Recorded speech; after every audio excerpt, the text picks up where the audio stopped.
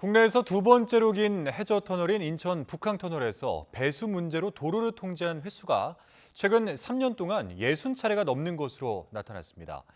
이 바닷물이 제대로 빠지지 않는 것 아니냐는 지적이 제기되면서 시공사가 정밀 조사에 착수하기로 했습니다. 최기성 기자가 보도합니다.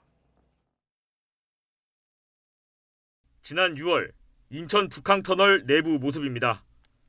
총 길이가 5.5km에 달하는 터널 안 도로에 물이 고이면서 이용자들이 큰 불편을 겪었습니다. 바다 밑으로 지나가는 터널인데 저 물이 어디서 유입이 될까라는 생각이 든 거죠. 불안한 생각도 많이 들고 사실은.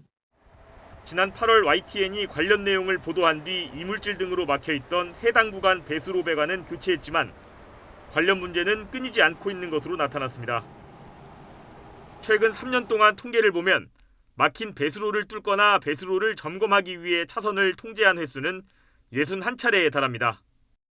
물 보수하는 것도 있고 피팅하는 것도 있고 여러 가지 과정이 있었죠. 이제 배수 관련해서 이제 그게 이제 보수도 있을 거고 우리가 물이 새는지 체킹할 수도 있을 거고. 해저 터널은 깊은 지점이 바다 밑 40m 안반층을 지나도록 설계됐는데 하루 평균 5,000톤에 달하는 바닷물이 터널로 들어오면 배수 펌프로 빼내는 방식입니다. 국내 최장 해저 터널인 보령터널 역시 9,000톤 넘는 바닷물을 배수 펌프로 매일 퍼내고 있습니다.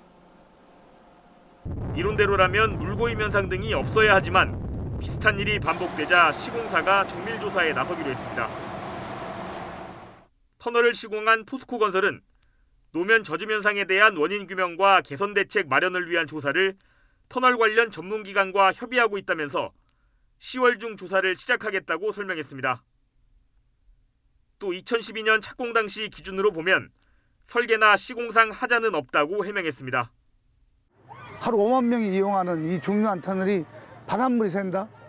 정말 안전에 문제가 있다고 생각합니다. 설계상 문제인지 구조상 문제인지 아니면은 방수를 잘못한 건지 원인이 먼저 나와줘야 합니다.